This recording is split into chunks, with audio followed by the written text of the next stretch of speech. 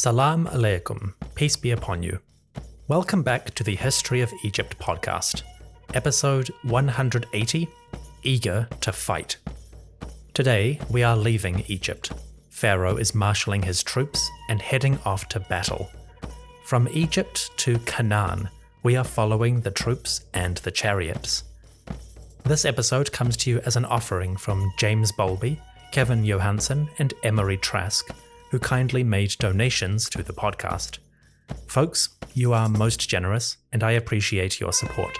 With your gifts, we can pay the troops to guard our homes while Pharaoh is off on campaign. We can keep the lights on and the granaries full so that everyone is comfortable as the soldiers head out. Thank you dearly for all your support. To everyone listening, thank you for joining me. Come, let us hitch up the horses, strap on our shields. The armies are marching.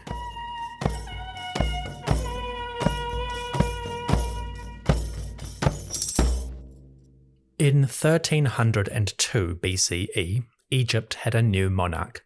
His name was Seti or Seti, meaning belonging to Seth. He was approximately 30 years old, mature but youthful. More importantly, Seti was energetic in rule and experienced in leadership. Before his ascent, Seti had served his father, Ramesses I, as a governor. He had also led military endeavors on behalf of the old king. So young Seti was no stranger to the ways of the campaign. Now, as pharaoh, Seti was the supreme commander of Egypt's troops. The archers, the spears, the chariots, and the ships, they all obeyed his will as the monarch of the two lands. Early in his reign, just 6 months or so after taking power, Seti put that army to use. The king would lead a military expedition to the north and the east. He would travel from the fertile delta region near the Mediterranean coast, across the Sinai Peninsula, all the way to Canaan. This was his first campaign as king, but it would not be the last. As king of Egypt, Seti led several campaigns. Scholars debate the exact number, but it's somewhere between 3 and 6. The chronology, scope, and purpose of these campaigns differs from researcher to researcher, but what we can say is that Seti I was an active leader, taking multiple campaigns into foreign lands. More importantly, he left detailed records of those events, including the places he attacked, the foes he faced, and the victories he achieved. On the walls of Karnak Temple, Seti commissioned a suite of elaborate images. These wall carvings showed the monarch and his soldiers marching out of Egypt to rage against various enemies. From Karnak, we have images of Seti going to the north, Canaan, the west, Libya, and the south, Nubia. Each of these campaigns was a major undertaking, and Seti glorified them all at the temple. The first of his campaigns was the northern one, into Canaan. Our story begins in Egypt. It was 1302 BCE, give or take. The month is unclear, the texts do not tell us, but scholars estimate March or April as a likely starting point. This was a good time to embark on a military expedition. The flood season, Akhet, was over, so the Nile was returning to more predictable levels. The planting season, Peret, was finishing, so the crops were sowed, the labor was done, for now. The Egyptians had a few months before they needed to harvest the fields and gather in the crops, so it was a good time to head off without disrupting the economy. As the weather started to warm from the cool days of winter, conditions were right for war. At home, King Seti I was enjoying his new authority and prestige. He had celebrated his coronations, appearing at the temples to receive crowns and blessings from the gods. He had buried his father in a beautiful tomb in the south. His lands were prosperous, peaceful, and quiet. A good time to be a monarch. Of course, peace would soon be shattered. As the pharaoh was enjoying his life, news reached his ears. Trouble, even chaos, was brewing in the north and east.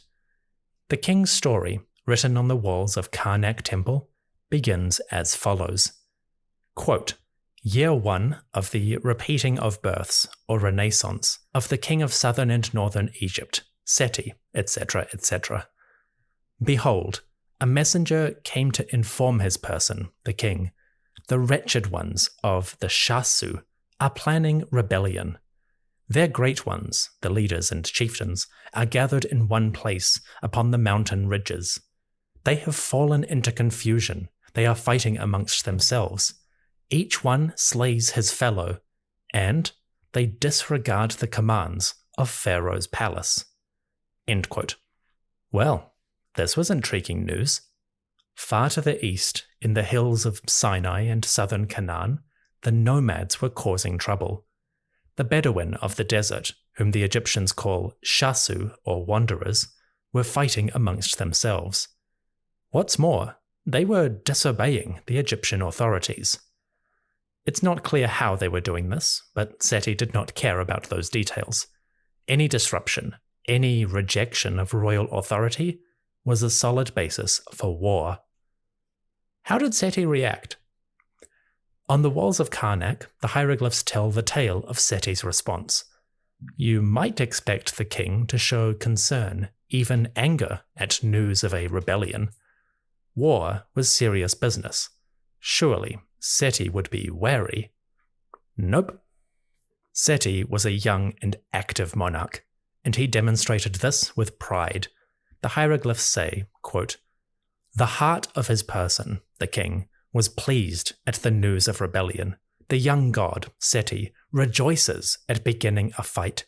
He is eager to hear of his attacker.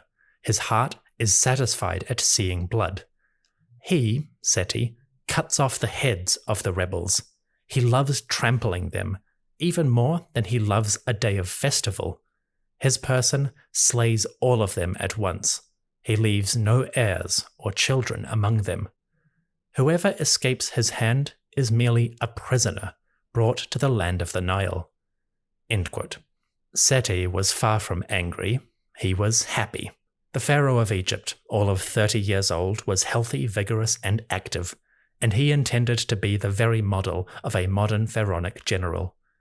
King Seti, the renaissance of royal majesty, was eager for a fight. Like the warlords of old, Thutmose, Ahmose, Narmer, he would go to war. In other words, the Bedouin rebellion could not have been better timed. Just as Egypt's new pharaoh settled into his power, an opportunity arose. The chance for victory, the chance to assert royal power.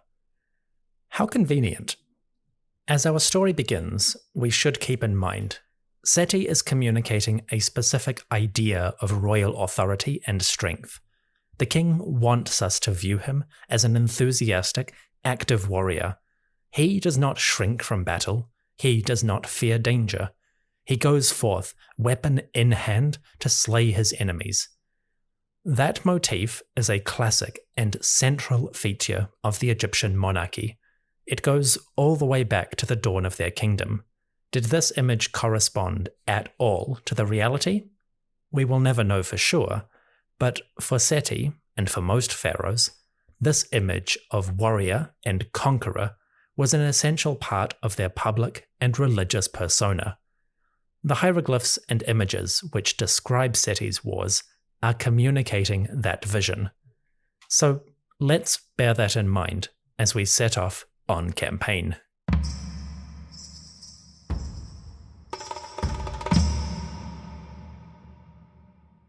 In 1302 BCE, the king of Egypt received news. Rebellion was brewing in the Sinai and southern Canaan. Seti responded, and according to his war records, the king moved quickly. The walls of Karnak show King Seti traveling across the Sinai Peninsula. The images are impressive. Seti himself rides his chariot going along the road. He wears a short wig with curled hair. He holds the reins of his chariot, plus a curved sword, the khopesh, along with a bow. The horses, 2 of them, go at a trot. They wear feathers in their headgear that wave in the breeze. Above, A vulture glides on the air currents, extending its wings over the king. In its talons, the vulture clutches an oval loop. This is the symbol Shen, meaning eternity or everlastingness. In other words, Seti's war and his victory occur forever, preserved on the temple walls. The images show Seti marching along the road. As he goes, the king passes small fortresses. These forts, which look like tiny castles, are dotted along the Sinai. Each fort has a name, and scholars have located many of these sites archaeologically. Along the northern coast of Sinai Peninsula, the landscape is dotted with forts and camps dating to the Egyptian New Kingdom. I'll talk about these Sinai fortresses another time. They are interesting, but they're not our focus right now. Let's stay with the king and his troops. Seti marched along the Mediterranean coast. It's not clear how long this journey took. Seti does not record that. But scholars generally give the Egyptian army, on foot, a top speed of 24 kilometers or 15 miles per day. The Sinai road was approximately 144 kilometers or 90 miles. So, giving a day or two for rest or interruption, the king should have crossed Sinai in approximately 7 days. The journey was not peaceful. On the walls of Karnak, Seti tells us of the campaign. He and his warriors marched into the Sinai, and they wreaked havoc on the locals. Quote, Year 1 of the king of southern and northern Egypt, Seti, etc., etc. The destruction which the sturdy arm of Pharaoh, life, prosperity, and health, has made against the wretched ones of Shasu, the Bedouin, his person seized upon them like a terrifying lion, turning them into corpses throughout their valleys. He wallowed in their blood, as if they had never existed.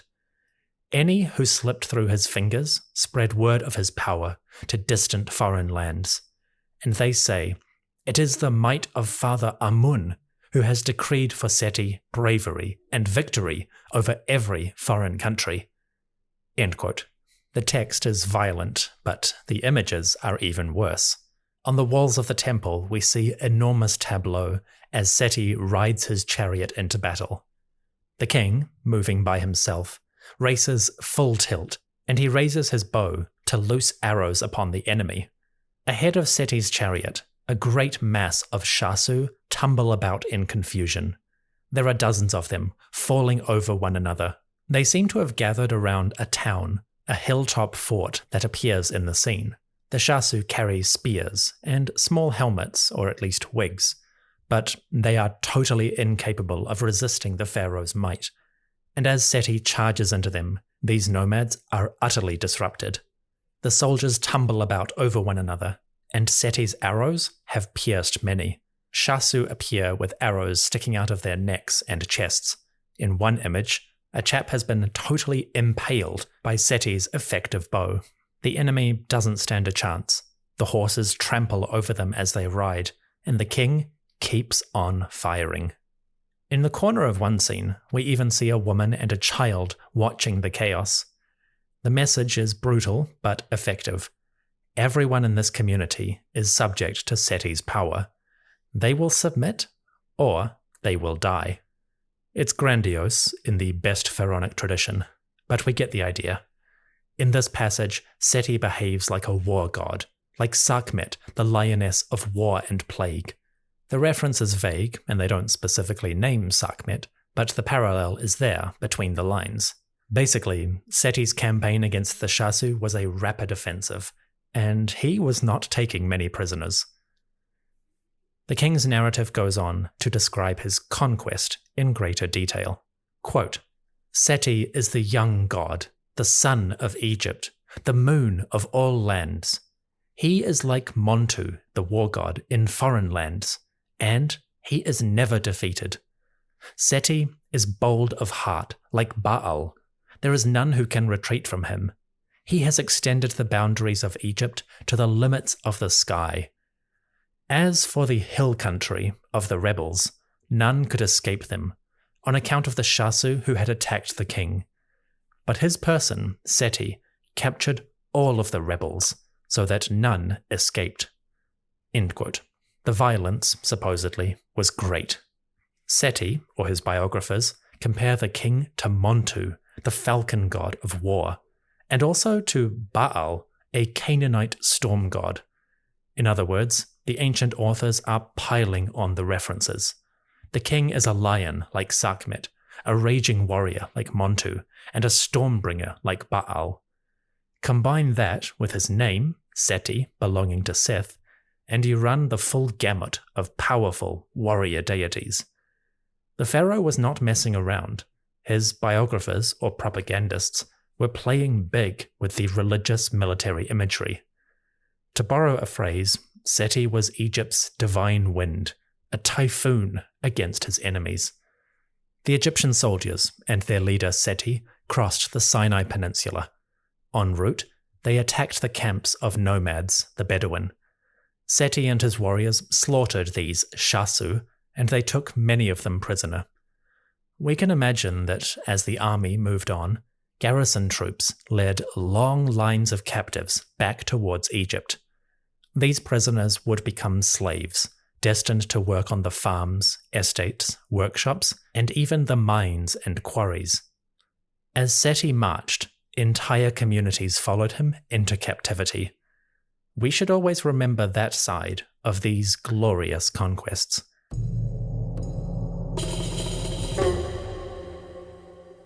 Seti's army achieved its goal. They attacked the Shasu nomads, dispersing their camps and killing or enslaving their peoples. It was a swift and savage victory. Having triumphed over his enemies, Seti could have stopped there. But he did not. Instead, the pharaoh continued marching. He began heading north and east. Now, he was moving into Canaan. After the break, Seti expands his war goals. The Shasu campaign was a success, but there was more to do. A new pharaoh, unproved and untested, should really show his face in the imperial provinces. In a moment, we'll watch as Seti invades southern Canaan. Things won't go entirely to plan.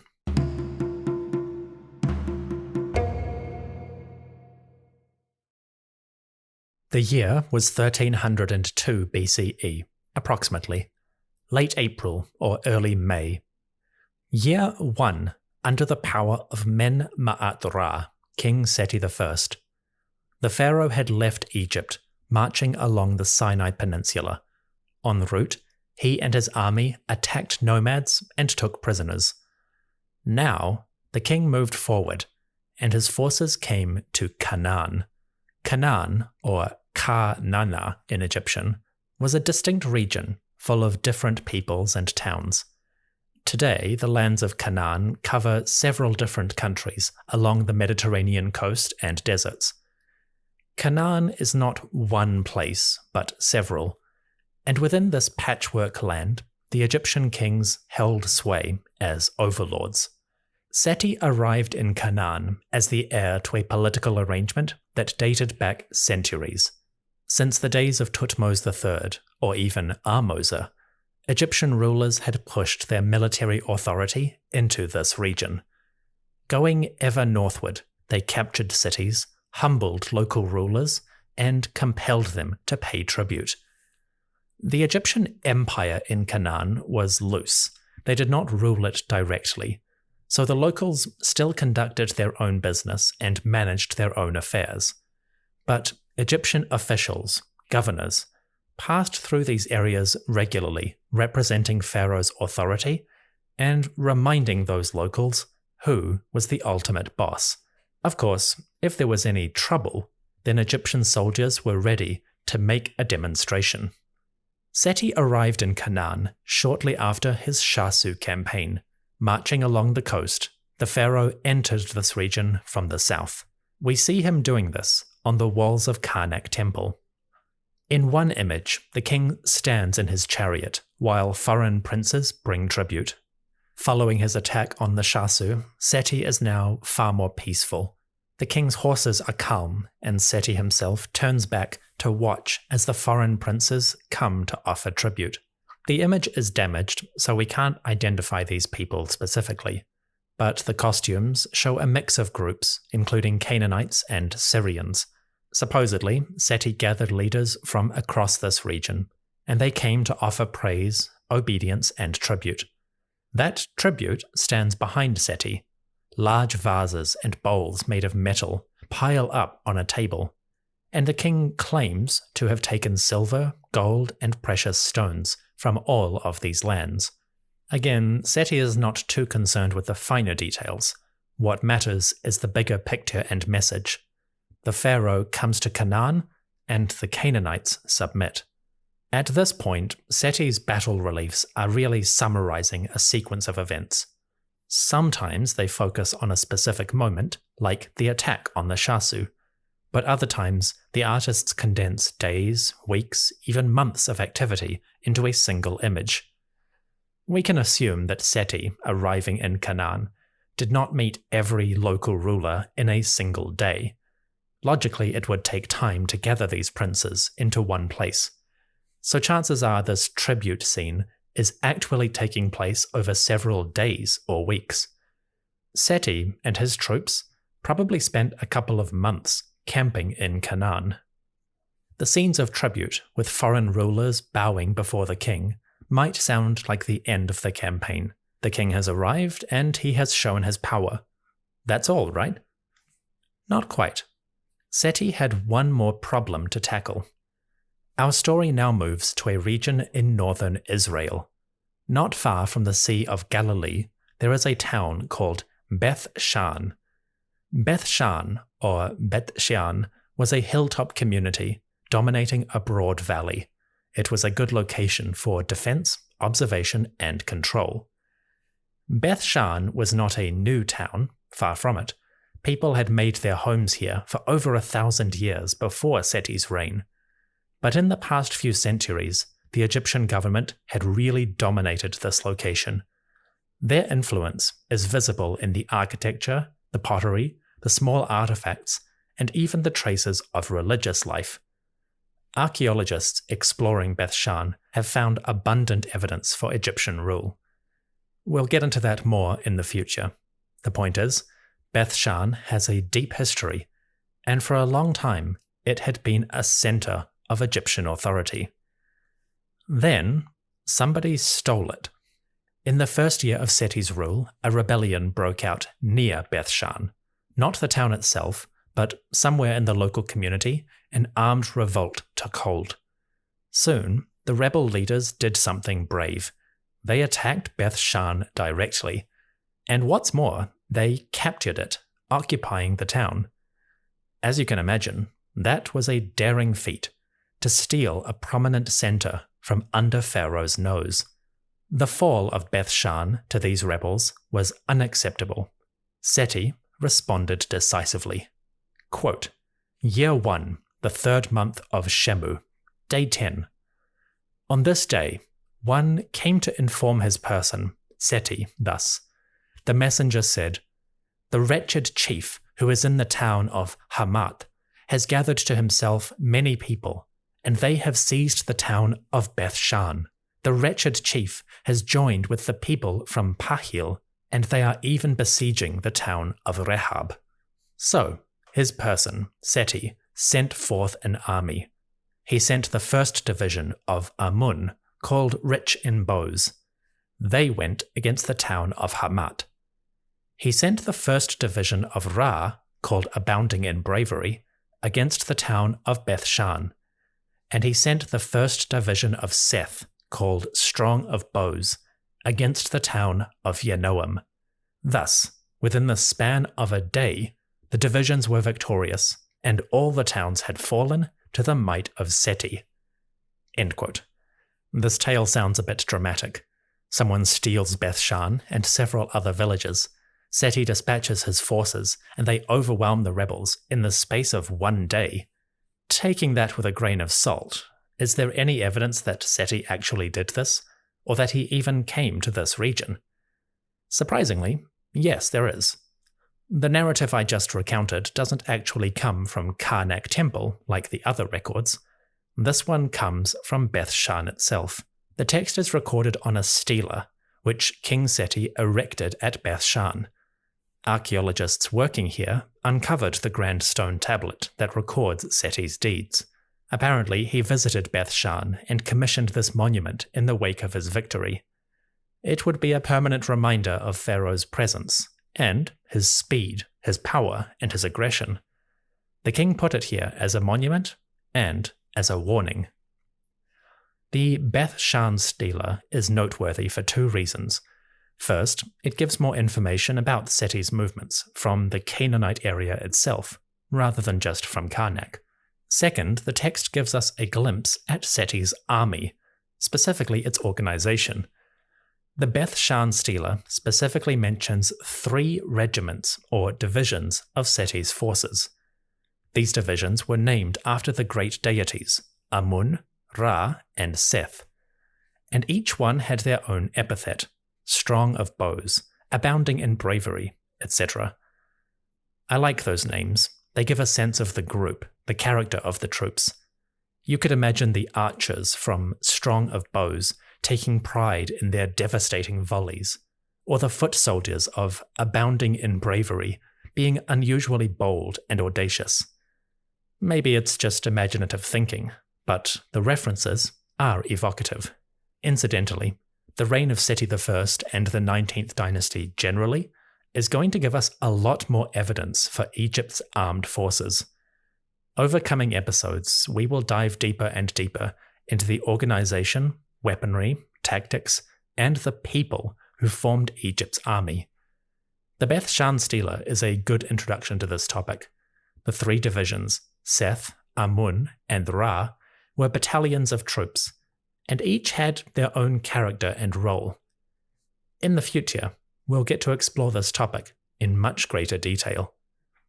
Anyway, King Seti dispatched his army divisions. The result was a total victory. Pharaoh's troops in the regiments of Amun, Ra, and Seth defeated the rebels everywhere. They recaptured towns that had fallen. The insurrection was crushed. Following the victory, Seti himself visited Beth-Shan, or at least his representatives did, and they commissioned a stele describing these events. The Beth-Shan Stele is valuable because it gives us a specific date. These events took place, or the stele was erected, in year 1, the 3rd month of Shemu, day 10. That puts Seti, or his generals, in Beth-Shan sometime around June of 1302 BCE. The summer heat was at its height, the land baked under the sun, it swirled with dust, and the soldiers shed their sweat and blood amid the hill countries. Now, in the heat of high summer, it was finally time to go home. The campaign season was coming to an end. The heat was reaching its greatest ferocity. The annual flood would be starting soon, and the army, which included many farmers and labourers, would need to be home to finish gathering the harvest. For Seti, there was another reason to wrap things up. The king was now rapidly approaching his first anniversary, the 1-year marker of his royal ascent. The anniversary was just a few weeks away. It was time to head home to make offerings to the gods, and to present the spoils of war. So the Beth-Shan Stele seems to mark the end of Seti's great campaign. Let's pause our narrative here and reflect on what the king had done.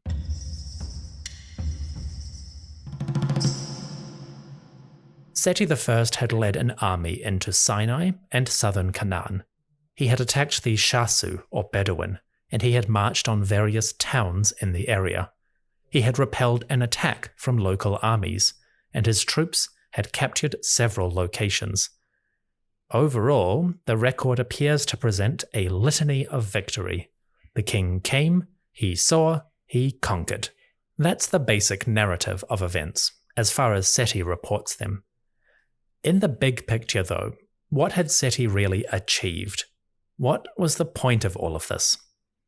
Strategically, it's hard to pin down exactly what Seti had done. His attack on the Bedouin might have been a response to local disorder, but that could also have just been an excuse. If we're being charitable and take Seti at his word, The Bedouin could pose a threat to agriculture, trade, and travel. Nomads tend to be highly mobile, and their warbands can strike hard at isolated rural communities. They do struggle with larger, fortified centres, but farming hamlets, villages, and trading outposts are all fair game for a swift, decisive raider. Seti's attack may have brought security to the fields, rivers, and roads of Sinai and Canaan. His assault, swift and brutal, might have scattered the Bedouin enough to remove them as a threat, at least temporarily. With an aggressive pharaoh in Egypt, the nomads might think twice about threatening the settled communities. For a while at least, the people of northern Sinai and southern Canaan might plant their fields in peace. Traders might set out confidently. Diplomats and envoys might travel fearlessly. These are possible outcomes of Seti's rapid offensive. With Canaan, though, things are different. If the Beth-Shan Stele represents the limit of Seti's campaign, then he really didn't go that far north. Beth-Shan is located near Jerusalem, but just south of the Sea of Galilee. In the big picture, this was well within the Egyptian sphere of influence. As pharaoh, Seti could reasonably expect obedience and tribute even far north of Beth-Shan. The Egyptian rulers held sway over lands all the way to modern Lebanon and southern Syria. Further north of that, things got complicated, but at the very least, we can say that Seti's first campaign up to Beth-Shan mostly stayed within the limits of their Canaanite empire. Why would he do that? In hindsight, Seti's first campaign seems less like a war and more like a diplomatic raid. The king's troops came forth, in strength, to ransack the locals and crack a few skulls. They didn't come for conquest. Canaan was already conquered. Instead, the Egyptians came to show their power, rattle their spears, and collect some tribute. Seti came to Canaan to assert his authority, to remind the locals whom they served. He gathered materials, crushed any dissenters, and demonstrated his royal resolve. This wasn't a war in the full sense. It was more like a display. Of course, that doesn't mean it was peaceful. There was conflict and disorder in various regions. The death of one pharaoh and the rise of a new one was a good time for rebellion. Local leaders, feeling bold, might test the limits of a new monarch's power. It had happened before. King Thutmose III had to wage war almost immediately after he took power, and you can imagine some community or group seizing the opportunity for a bit of raiding or plunder while the Egyptians were distracted with a change in monarchy. The point is, Seti wasn't fighting a full war against a determined, well-resourced enemy, but he was fighting. The Egyptian troops were here to show their strength, but sometimes they needed to demonstrate that with force. So the strategic context is a little bit more complicated than we might expect. On his first campaign as pharaoh, Seti really didn't go too far. He stayed within the limits of Canaan and his imperial power. You may be wondering, why did he do that? If he was young and strong, why not go further? The answer is simple. Seti would go further in the future. In subsequent campaigns, the king would push more aggressively into northern Canaan and into Syria, and he would attack more powerful enemies directly. We'll cover those stories when we get to them, but maybe Seti kept his first campaign limited as a simple precaution. Perhaps he was testing the situation, gathering information and news from local rulers. He would collect the tribute that was owed to him as a new monarch, and he would use this diplomatic raid as a foundation for bigger projects in the future. In short, Seti's first campaign is small, but remarkably well documented, and it set the stage for larger conflicts to come.